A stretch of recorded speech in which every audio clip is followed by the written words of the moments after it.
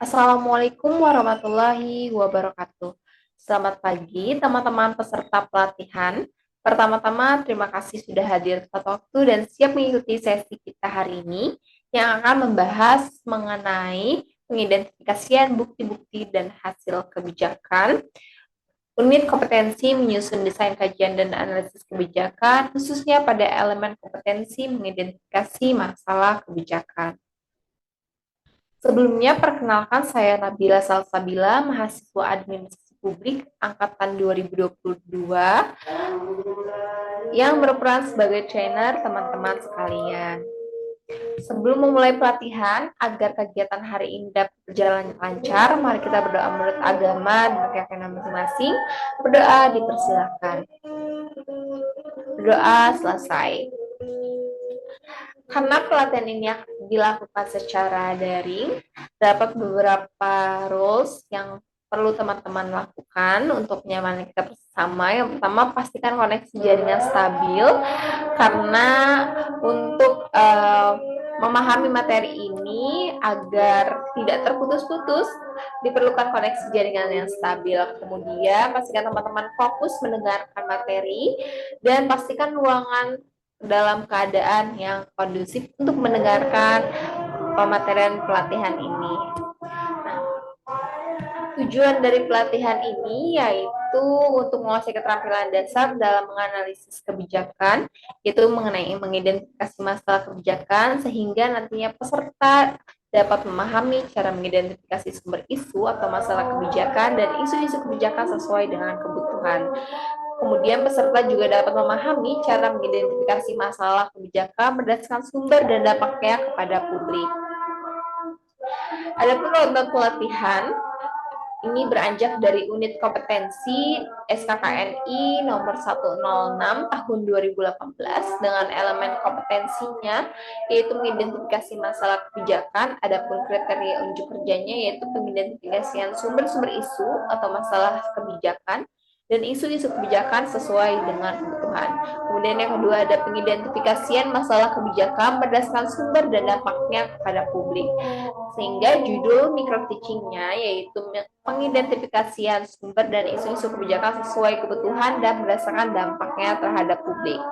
Pelatihan hari ini akan terdiri dari pembukaan, pemahaman sumber isu kebijakan, mengurai isu-isu kebijakan, mengidentifikasi masalah kebijakan berdasarkan dampaknya, kemudian juga teknik analisis pendukung, konsolidasi pemahaman, dan terakhir penutup.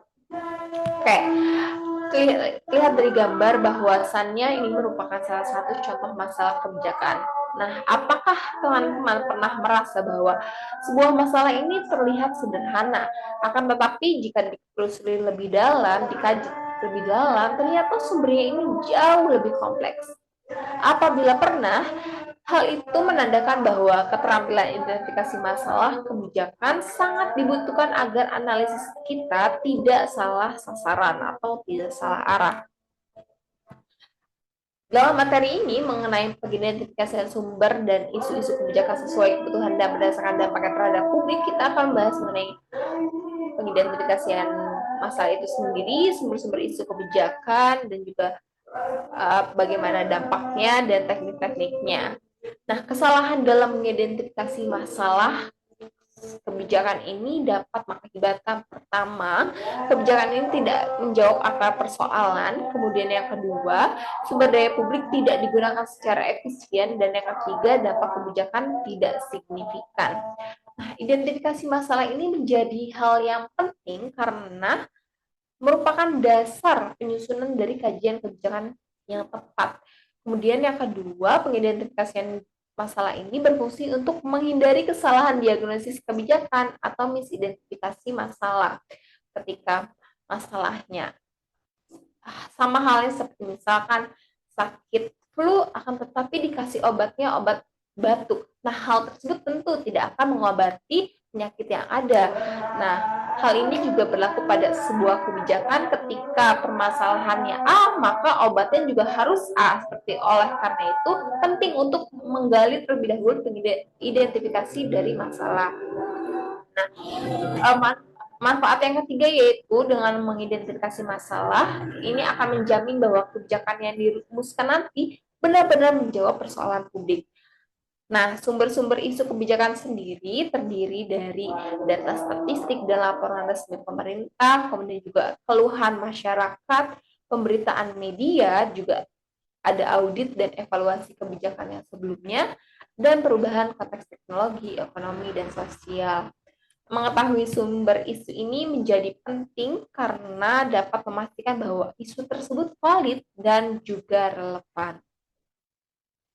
Selanjutnya, isu-isu kemudian harus dipetakan secara jelas, mulai dari kondisi faktualnya seperti apa yang sedang terjadi, kemudian juga kelompok terdampak, siapa yang paling terkena dampaknya dari masalah tersebut, kemudian indikator masalah, yang mana indikator masalah ini membantu mengukur tingkat keparahan hingga kesenjangan antara kondisi aktual dan juga standar yang diharapkan.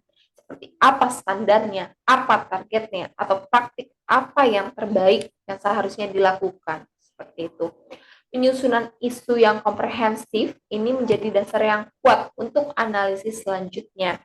Setelah isu ditemukan, analisis harus menilai apakah isu tersebut memang benar-benar masalah kebijakan yang dihadapi oleh publik atau hanya masalah oleh segelintir orang, seperti itu. Isu menjadi sebuah masalah kebijakan apabila pertama, berdampak luas, kedua, berada dalam kewenangan pemerintah, yang dimana saat masalah publik tersebut memang tidak bisa diatasi oleh masyarakat dan butuh intervensi dari pemerintah. Kemudian juga didukung bukti yang valid dan memang masalah publik tersebut menimbulkan kerugian sosial dan ekonomi yang meluas. Barulah itu dapat disebut sebagai masalah kebijakan yang valid. Dampak masalah kebijakan juga ini bervariatif, bersifatnya ada yang sosial, ekonomi, administratif, politik, dan juga hukum.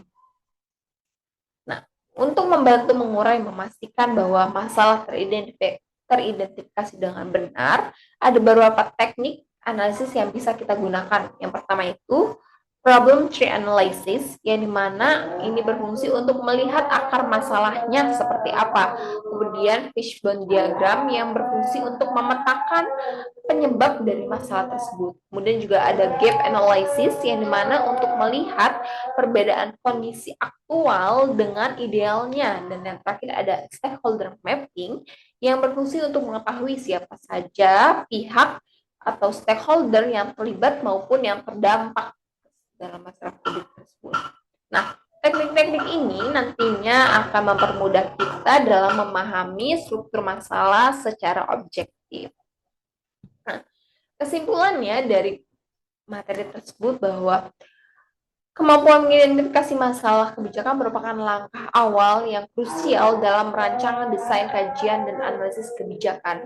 Peserta harus mampu mengenali sumber-sumber isu kebijakan, memahami isu-isu secara komprehensif, dan menilai dampaknya terhadap publik, yang nantinya ini akan berfungsi dalam mendesain dan analisis kebijakan agar sesuai dengan masalah yang ada. Nah, suatu isu menjadi masalah kebijakan ketika memang berdampak luas, berada dalam kewenangan pemerintah, dan juga memerlukan intervensi. Untuk memperdalam pemahaman, analisis ini dapat dibantu dengan berbagai teknik seperti problem tree, juga fishbone diagram, kemudian juga ada gap analysis, ada stakeholder mapping, di mana pendekatan yang sistematis ini memastikan bahwa kajian dapat dilakukan lebih akurat, berbasis bukti, dan relevan dengan kebutuhan publik. Sebelum pelatihan ini ditutup, saya ingin memastikan bahwa bagaimana menurut teman-teman memastikan bahwa masalah tersebut dapat dikatakan sebagai masalah kebijakan atau masalah publik. Teman-teman dapat menulisnya di kolom komentar YouTube.